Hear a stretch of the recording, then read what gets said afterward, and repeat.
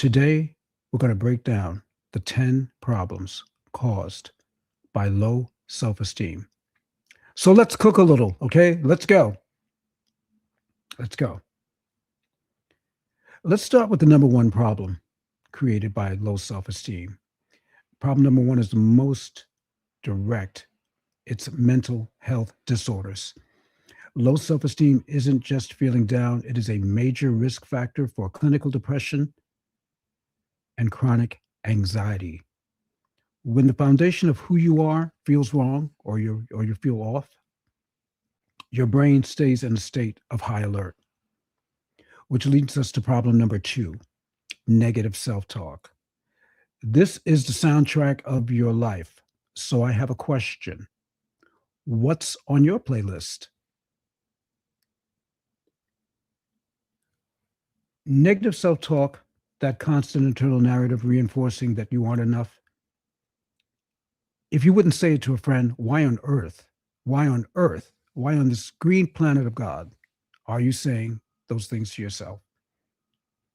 Why would you say that to yourself? Especially if it's not getting you anywhere, if it's not moving you closer towards your dreams and goals, if it's not helping you to uh, really be the best person, the best version of you, helping you to be the best version of you. Why would you say that?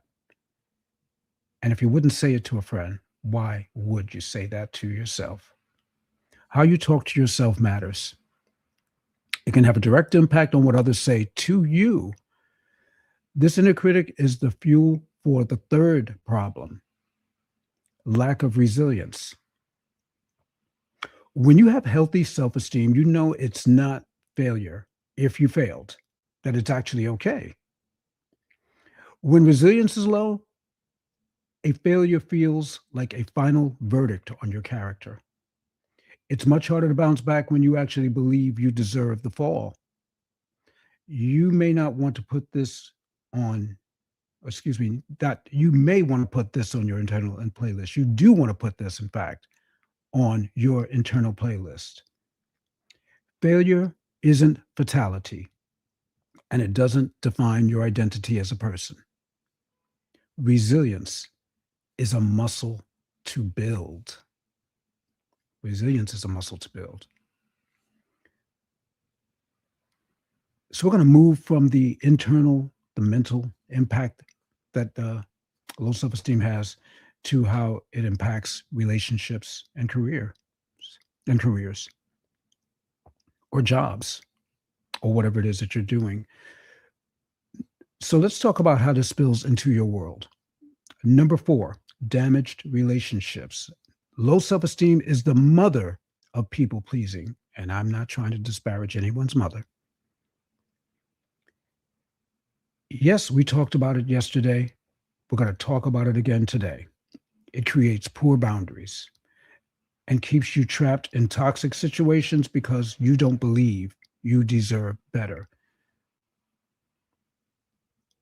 You're essentially teaching people how to mistreat you by accepting the bare minimum. Okay? Yeah, okay. Because it's not okay. All right. So we're going to tackle this a little bit. When people mistreat you and we blame people for mistreating us, when that happens, a lot of times it's not to say that they don't bear some responsibility, but you do have to see it a different way, maybe. Perhaps you did not take the responsibilities, or I did not take the responsibility to set proper boundaries.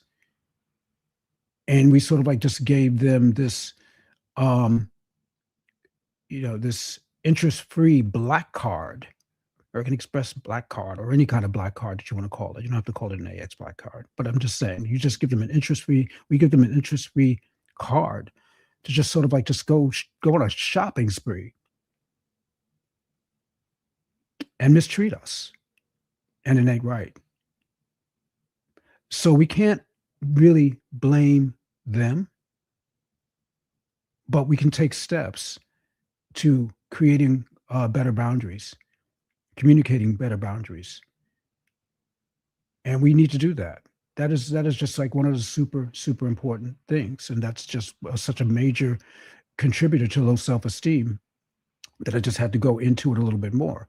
And yeah, even though we did talk about boundaries yesterday was yesterday. Today's another day. I'm sure somebody's self-esteem has gone up and been challenged already and has just dropped down. Okay, now we're going to pick it back up. That's what this is about. Okay, that's what this is about.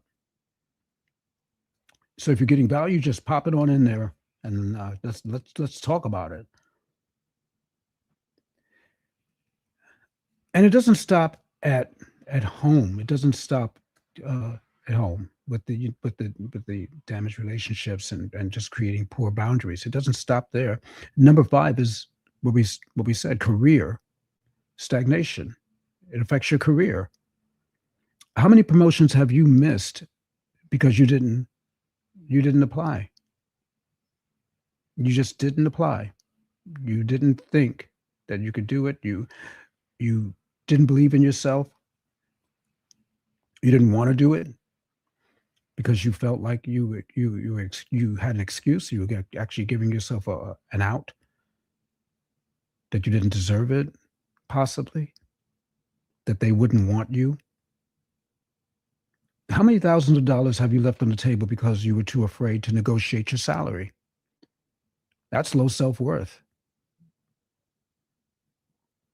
I probably left thousands of dollars on the table. If you don't advocate for yourself, who's going to advocate for you? What's the answer? Pop it in there. Nobody. Nobody's going to advocate for you if you don't advocate for yourself. No one else will.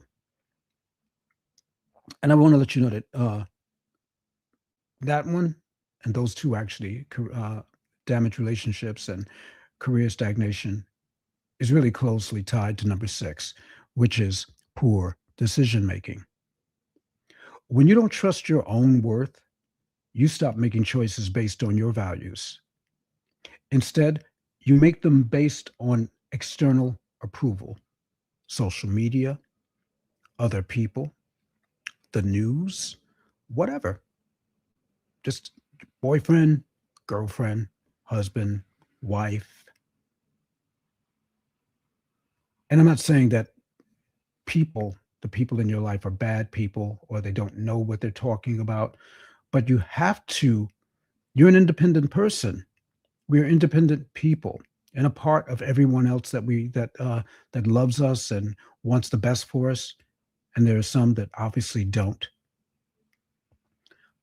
But when we stop making choices on our own based on what we feel our values are, and we rely on that external approval from others, well, I mean, you're living a life designed by other people's expectations. That's what's happening. When we do that, we are living a life designed by the expectations of others. And it's not our best and our most authentic life. And we have to learn how to find ways to get to that place where we trust ourselves. And where we broken trust with ourselves, we have to rebuild that trust. And it's really, really tough to do that if you are um, at zero, which was my last podcast, yesterday's podcast, which is why I'm diving a little bit more into the problems of low self-esteem, because I really do feel that this is going to be super valuable, that the back-to-back on these two are going to be super valuable for somebody who's really suffering from these things. And I want you to share this with someone and help them out. Talk to them about it. Let's talk about it. So this internal pressure of having low self-esteem eventually needs an outlet. And this is the physical and behavioral toll that it takes. There are multiple outlets. This is number 7, substance abuse. Often drugs or alcohol become a way to numb the noise of inadequacy. That's unfortunate. It really is that it actually, that a person's low self-esteem, not connecting, not an inability to be able to connect with themselves and accept and love themselves, and value themselves in such a way that they have to resort to substances just to kill that noise, that pain, that they don't feel that they're enough. That's crazy. That's crazy. But here's the thing, even if you don't turn to substances, your body pays the price. Your body, it takes a toll on your body. So whatever's taking place that starts out in the mind, if it gets amplified, if it's negative and it gets amplified, and it takes a toll on your body this way, the drugs to lead to the things that lead to drugs and alcohol, that's devastating. And this has happened to many people out there. This is happening now.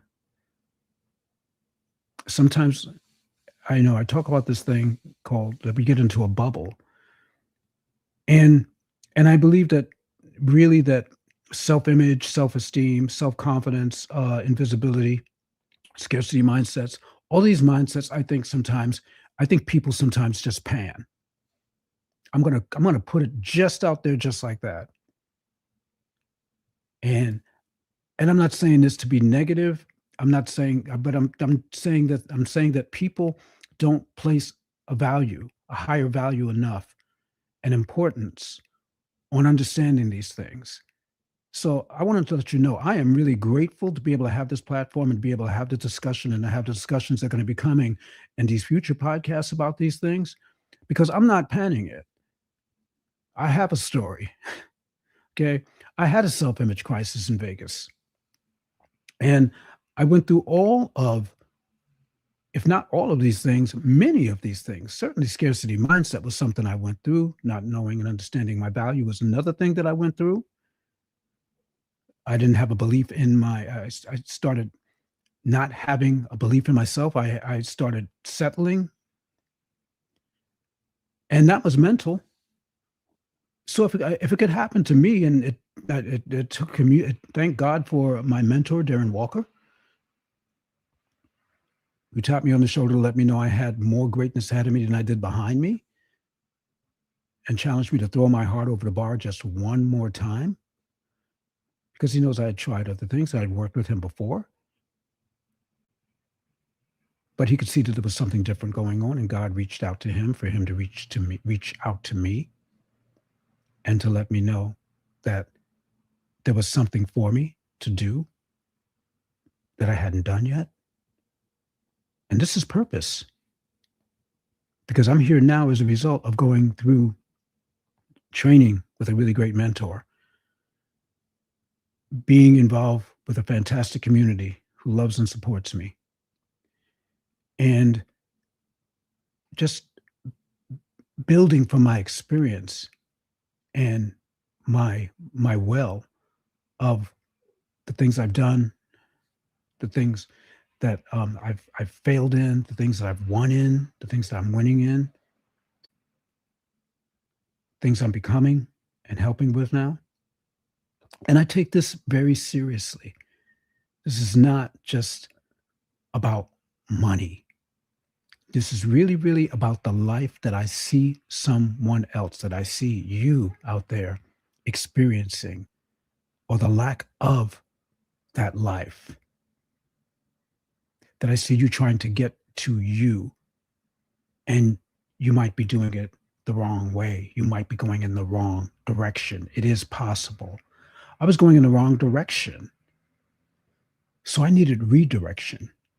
And sometimes it takes the experience of a coach. It takes the experience um, of a community, a collective experience, to bring you together so that you can start heading towards your purpose. Because it's really about distractions. There are a lot of distractions out there.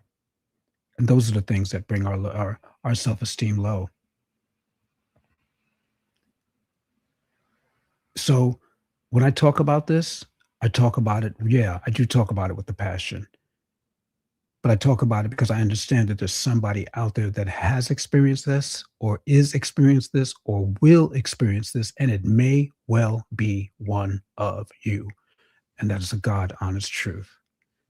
And I know that. But this session, this podcast, this topic is meant to help you. It's meant to help you to understand the consequences of having low self esteem, and it doesn't have to be your fault.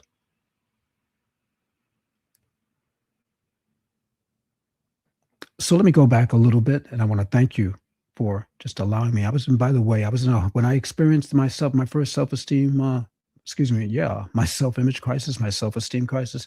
I was in a hotel room in Vegas, and my mom had passed the year before. And there was a lot of water under the bridge between that passing and going to Vegas, because there were a lot of things that distracted me, a lot of things that took away, that were actually trying to steer me away from finding my purpose. And I found my purpose, which is why I'm here now, to be able to tell these stories, and to be able to share with you in the way that I can share with you in this vision of a better and a higher self image, higher and healed self esteem.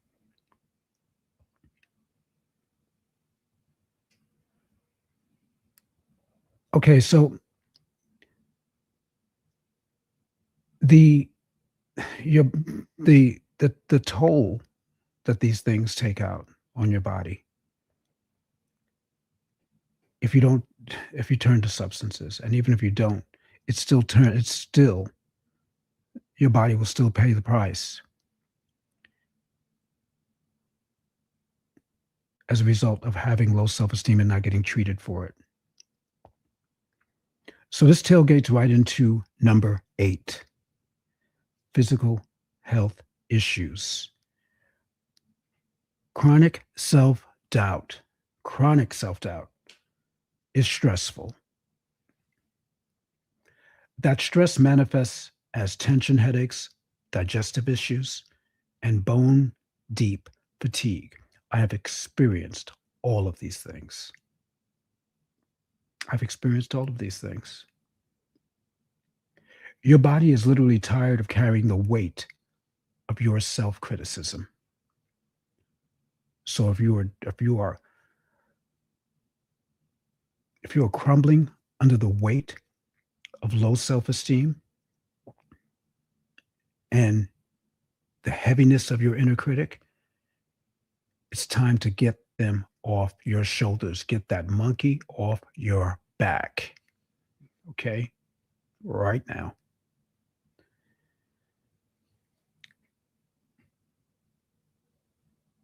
We're going to look at avoidance, because finally, we're going to look at how we shrink our lives to fit our insecurity. Number 9, social withdrawal. You stop showing up because you're terrified of being judged or feeling like you don't belong. That stops you. That's stagnation right there. Because you may have talked yourself out of going to a really important function, event, something that you really needed to be a part of to help move you to betterment. And social withdrawal stopped you because you feel socially withdrawn, because you have low self-esteem. You don't believe in yourself. Truth. Truth. Simple truth.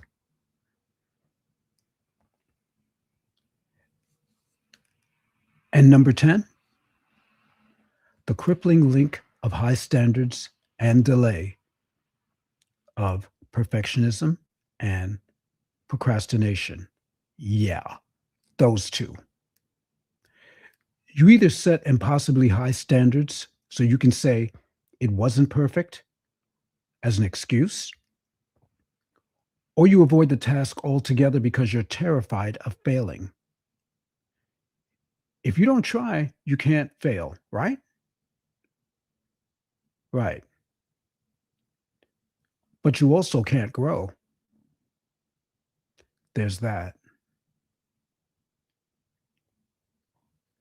So, in all of this, I really, really hope and pray that you have gotten great value from this because I've outlined the 10 problems of low self esteem and how they can actually stem from self esteem. It just gets you weeded with 10 other additional problems. So, I really hope that you have gotten great value there today. And I am actually going to go over to and say hello to all of the platforms and then come back. All right. But I hope you got great value today. I really do.